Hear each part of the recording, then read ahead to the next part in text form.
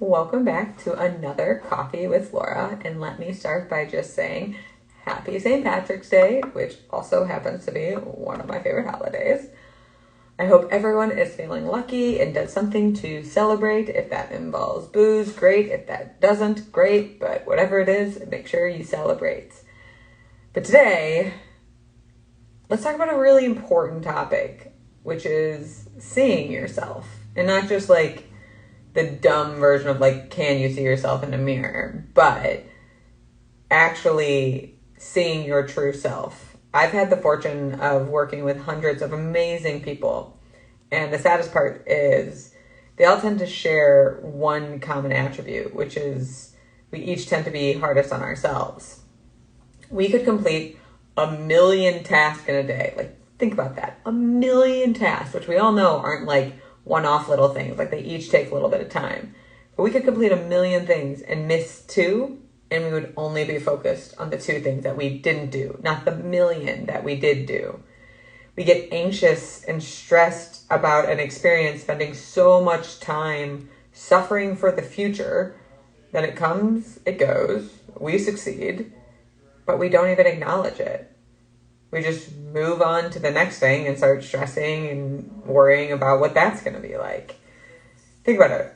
We only tend to celebrate big life events like getting engaged, getting married, getting a promotion, having a kid, stuff like that. But our suffering comes from the daily stuff. The stuff that we do are those mundane tasks, getting through our to-do list every single time. We create so much stress for ourselves, but we don't actually spend any time to acknowledge ourselves. We put our energy into fear, doubt, and uncertainty instead of remembering who we are and what we've already been able to accomplish. It sucks. And there's just so much more to it. So if you're someone who's been challenged with negative self-talk, or you want to help understand why it's so hard to change, I'm going to lay down some knowledge for a second. So let's talk brain. I'll keep it really straightforward and not too sciencey because I've learned that not everyone likes as much science as I do. But what we believe to be true about ourselves and the world is established by the age of 8. Then at age 8, our prefrontal cortex, the smart part of our brain, wakes up and it starts to filter information we gather from our daily life. During that time period, the filter is only absorbing the information that confirms our beliefs are right. And then that filter creates our thoughts, which then create our feelings, which create our hormones. Now, our body likes to automate anything and everything it can.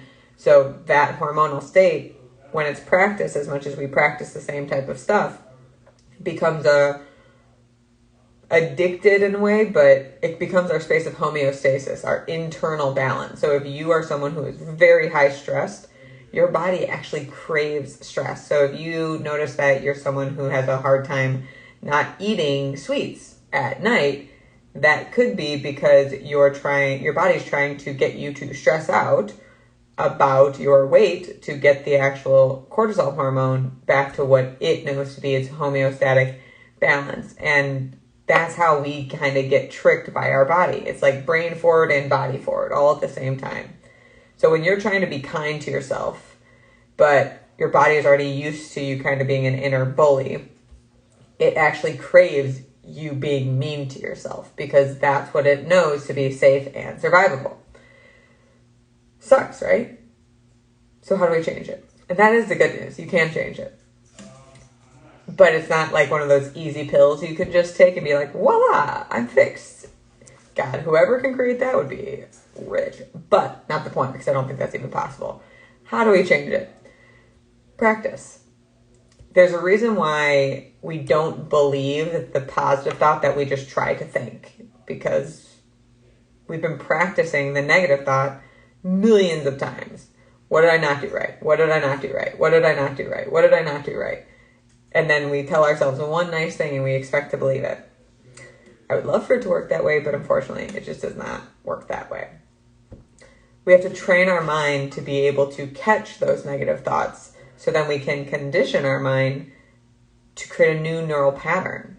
So if you've been thinking, what did I not do over and over and over again, and you think what went well once, you're not going to create a new neural pattern just on that once. But if you can catch it, then the next time that you catch it, you can keep being like, well, okay, that is one side of the coin. That's what didn't go well, but what did go well? It's like we can't experience both. We can't see that we did things wrong and we're human, and that we did things right. But that's always the experience. You know, even in our happiest moments where we get to share such amazing experiences, we then get sad when we have to let them go or when we have to end them. I mean, I had a chronic scheduling problem because I never wanted to leave my friends. So I kept overscheduling my social calendar because I'd get sad. But if I knew when I would see them next, it would make me happy. I didn't even recognize I was doing that until my husband pointed it out to me. But that is the truth about all of life, is there's so much about balance and we just don't see it. So let's say you have the thought, God, I shouldn't have done that today. Okay, I shouldn't have done that. What was my lesson? All right, in the future, I want to double check with so-and-so to make sure that I don't, like, that all the boxes are checked and that I didn't miss something. That's good that I recognize that because I want to be able to. That's what I didn't do well. But what else did I do well today? Well, I did communicate with X, Y, and Z. I made that extra call, and I was able to create connection with one of my dear friends. Wow, so you had 4 things that might have gone well to the one thing that didn't go well, but we're only focused on the one thing that didn't go well. Weird. We need to practice thinking about what has gone well. We need to practice thinking good thoughts and authentically. So make sure they come in the form of questions, not just you're great, you're awesome, because you are great and you're awesome, but your brain doesn't believe that. So you have to ask it a question so it can organically come up with an answer that it will believe, and that will feel authentic to you. But the more you actually practice having those nice thoughts, you're practicing yourself. And you create those new neural patterns at the same time. So if you've ever been in a job, you've probably had the experience where you just want to be appreciated or acknowledged. But are you appreciating yourself, or are you acknowledging yourself? We tend to outsource this desire to people, especially in relationships, thinking our partner is supposed to provide all this stuff for us. But that's one person. And honestly, the person we really crave it from is the person who knows us best. And that's not our partner. And that's not our parents. That's ourselves. We are the only individual who sees our inner world and our outer world. We can share our inner world with people, but no one understands us like us. We have to be the ones who practice seeing ourselves. It's a weird thing, and I acknowledge that. But I used to hate myself. And if anyone who's watching this knows me and knew me more than 2 years ago, you know that. And yet, here I am, much happier, much more content, but I have way more things on my plate, and somehow I'm enjoying it more. It's a practice. But before you tell me, like, all right, I don't have time for that, life is long. We got a lot of life to live. The choices you make now are going to influence how you feel a year from now, 2 years from now, 3 years from now. The biggest thing I hear from my clients who are in their 50s and 60s is, God, I wish I would have done this when I was younger. I know it doesn't feel like you have time. I know it feels like it's not important. But what's more important than your life experience? If you aren't going to talk to your friends in the way that you talk to yourself, then no. If you can't say the things you're saying to yourself to your friends, then you can't say them to yourself. That should be your rule. Speak to yourself with kindness. Speak to yourself with love. Retrain your brain to hold space for the things you didn't do well, because you're human and that is so awesome. And for the things that did go well. And I'll tell you, I had a day last year that, man, Murphy's Law was coming for me. Everything was going wrong. My dog puked on my hair right after I finished showering, mind you. I got a rip in my favorite leggings.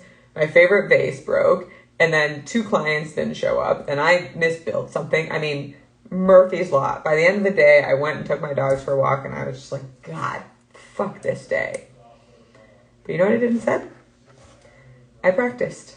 I was very blissfully aware of what did not go well. And then I asked myself what did go well. And I realized that I got a really comforting and supportive hug from my husband. And he actually helped me with my laundry, which he doesn't always do.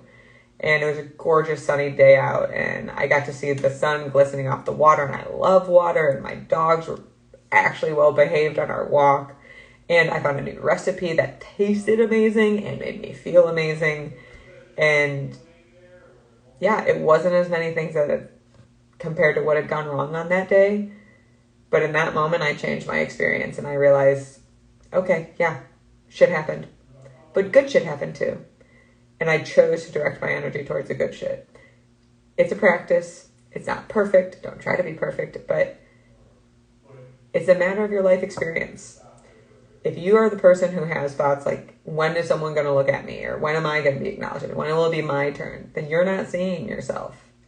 And again, I'm not saying just look in the mirror. I'm saying see your inner world. See your efforts. Acknowledge all the little things you do. You don't have to just throw yourself a pizza party every time you complete a task. I mean, it'd be pretty awesome, but maybe not the healthiest.